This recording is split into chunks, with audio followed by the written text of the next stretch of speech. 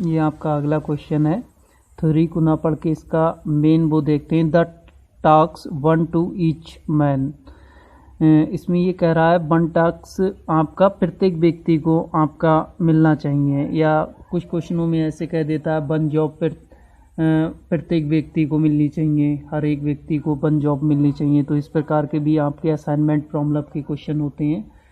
तो यहाँ पर ये उसने टेबल दे रखी है, इधर टास्क इधर मैन दे रखे हैं। 1 2 3 मैन है और ये टास्क हैं वो आपके ABCD 4 टास्क हैं। और इसमें अगर हम देखें इसकी सॉल्यूशन में, तो जो ट्रांसपोर्टेशन प्रॉब्लम होती है वो आपकी 2 टाइप्स की होती है। सॉरी, ट्रांसपोर्ट का नाम आ गया। असाइनमेंट भी ट्रांसपोर्ट प्रॉब्लम भी 2 प्रकार की होती है और असाइनमेंट भी प्रॉब्लम 2 प्रकार की होती है।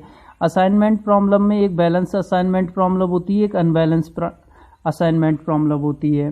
तो आपकी जो बैलेंस असाइनमेंट प्रॉब्लम होती है उसमें आपके जो कॉलम और रो होते हैं वो इक्वल होते हैं। यहाँ पे कॉलम देखें तो आपके 3 हैं और रो देखें 1 2 3 4, आपके रो यहाँ पर 4 हैं। तो कॉलम और रो आपके इक्वल नहीं है, इसलिए ये आपकी अनबैलेंस असाइनमेंट प्रॉब्लम है। तो इसका मैंने सॉल्यूशन लिखा है स्टेप 1 में जैसा लिख दिया, number of rows not equal to number of column. जो नंबर रो की संख्या है वो आपकी कॉलम की संख्या के बराबर नहीं है, क्योंकि रो की संख्या यहाँ पे 4 है और कॉलम की संख्या आपकी 3 है। फिर हम क्या करेंगे, क्योंकि जो भी हम सॉल्यूशन करते हैं वो बैलेंस असाइनमेंट प्रॉब्लम का करते हैं। तो ये जो आपको अनबैलेंस असाइनमेंट प्रॉब्लम दे रखी है, सबसे पहले हम इसे बैलेंस असाइनमेंट प्रॉब्लम में कन्वर्ट करेंगे।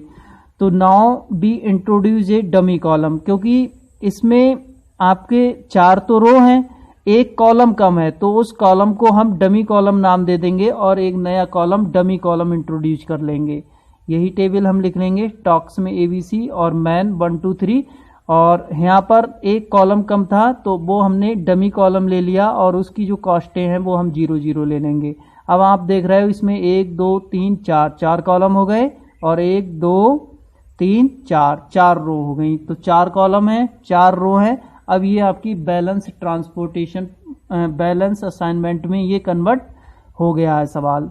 ठीक है, अब हम इसको सॉल्व कर सकते हैं जैसा कि हमने पहले सवाल सॉल्व किया था। अब हम इसमें क्या करेंगे, पहले हम रो रिडक्शन करेंगे। रो रिडक्शन में हम क्या करते हैं, ये वही कल वाली थ्योरी लिखी हुई है।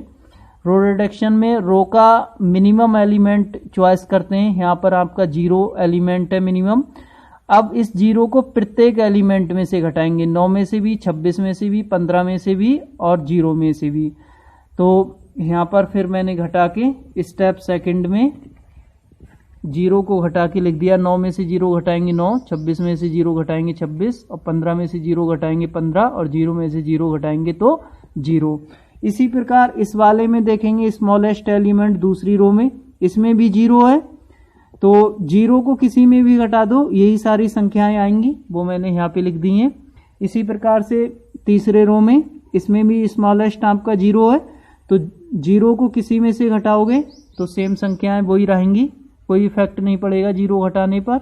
इसी प्रकार चौथे में भी आपका स्मॉलेस्ट एलिमेंट 0 है और 0 को हम प्रत्येक एलिमेंट से घटाएंगे तो कोई इफेक्ट नहीं पड़ेगा, वही आपकी ये संख्याएं आ जाएंगी।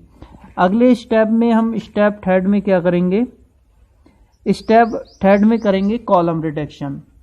Now we select the minimum cost of every column. हम प्रत्येक कॉलम में मिनिमम कॉस्ट सेलेक्ट करेंगे and subtract from every cost in corresponding column, और उस कॉस्ट को हम प्रत्येक करस्पॉन्डिंग कॉस्ट में से घटाएंगे and we get following matrix, और हमें ये नीचे दी हुई मैट्रिक्स रिसीव होगी। अब कॉलम में हम मिनिमम सेलेक्ट करेंगे, तो कॉलम में आपका मिनिमम है 9। अब इस 9 को इन चारों में से घटाएंगे, 9 में से 9 घटाएंगे तो 0, 13 में से 9 घटाएंगे तो 4, 35 में से 9 घटाएंगे 26 और 18 में से 9 घटाएंगे तो 9। इसी प्रकार इसमें से स्मॉलेस्ट देखेंगे तो आपका कितना है 20। अब 26 में से भी 20 घटाएंगे तो 6 आ गया, 27 में से 20 घटाएंगे 7, 20 में से 20 घटाएंगे 0 और 30 में से 20 घटाएंगे तो आपका 10। इसमें स्मॉलेस्ट देखेंगे तो 6 है, 15 में से 6 घटाएंगे तो 9 आ गया, 6 में से 6 घटाएंगे 0, 15 में से 6 घटाएंगे तो आपका 9 आ जाएगा, और 20 में से 6 घटाएंगे तो आपका 14। इसमें स्मॉलेस्ट आपका 0 ही है, और 0 को 0 में से घटाएंगे सब 0 ही 0 आएंगे इसमें। तो ये तो हमने पहला ये स्टेप रो रिडक्शन का कर लिया, ये कॉलम रिडक्शन का कर लिया। अब हम क्या करते हैं, अगले स्टेप में हम असाइनमेंट बनाते हैं। स्टेप 4 आ जाएगा हमारा। Step 4, make the assignment putting square around the smallest cost in row and column. अब हम इसका असाइनमेंट करेंगे। असाइनमेंट के लिए क्या करेंगे, जो हमारी इस स्टेप में टेबल थी, सेम टेबल हम स्टेप 4 में उतार लेंगे और इसमें असाइनमेंट करते हैं। असाइनमेंट किस प्रकार से करेंगे, पहले रो में देखेंगे, अगर एक 0 है उसे असाइन कर लेंगे, अगर 2 हैं तो पहले रो को छोड़ देंगे। इसमें आपके 2 रो हैं तो इसको छोड़ दो, अगले रो पे आ जाइए।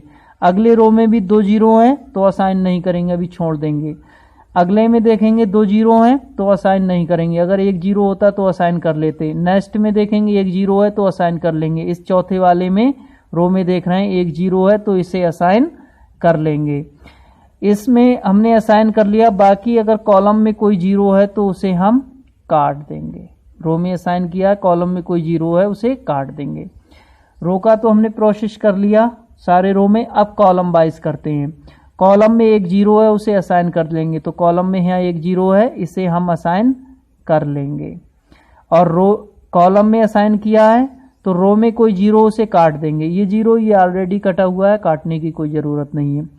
दूसरे कॉलम में 1 0 है उसे असाइन कर लेंगे, 1 0 है इसे असाइन कर लेंगे। इसके अगर रो में कोई 0 है उसे काट देंगे, 1 0 है ऑलरेडी कटा हुआ है। तीसरे कॉलम में देखेंगे कोई अगर 1 0 है उसे असाइन कर लेंगे, और इसके रो में कोई 0 होगा उसे काट देंगे। अगले तो ये कटे हुए हैं या असाइन किए हुए हैं, तो ये हमारा अब असाइनमेंट हो गया है। तो इस प्रकार से मैंने यहाँ पे इसका असाइनमेंट कर लिया है।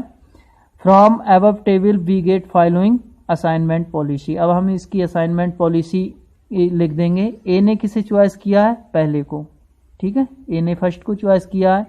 बी ने किसे असाइन किया है, बी ने असाइन किया है 3 को, बी ने असाइन किया है 3 को।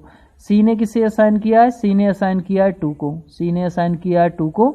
डी ने असाइन किसे किया है, डमी को, तो डी ने असाइन किया है डमी को।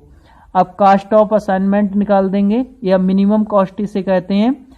तो यहाँ पर जो हमने असाइन किया है, यहाँ पर हमारी पहली वैल्यू क्या थी, पहले क्वेश्चन में वैल्यू थी 9, तो इसकी जगह हम यहाँ पे 9 लिखेंगे प्लस दूसरा असाइनमेंट यहाँ हुआ है। यहाँ पर क्वेश्चन में वैल्यू हमारी क्या थी, क्वेश्चन में देखिए यहाँ पे वैल्यू थी हमारी 6, तो हमने यहाँ पर 6 लिख दिया।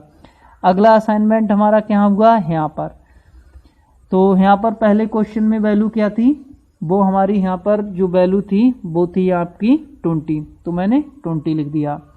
यहाँ पर ये डमी की वैल्यू हमने कितनी यहाँ पे एडजस्ट की है, डमी की वैल्यू 0 होती है तो हमने 0 लिख दी, और इन्हें ऐड करेंगे तो हमारा आ जाएगा ये 35। इस प्रकार से हम, ये एक अनबैलेंस असाइनमेंट प्रॉब्लम का क्वेश्चन था। तो अनबैलेंस होगा तो अनबैलेंस को पहले बैलेंस असाइनमेंट में कन्वर्ट करके हम इस प्रकार से उसकी सॉल्यूशन कर सकते हैं, ठीक है।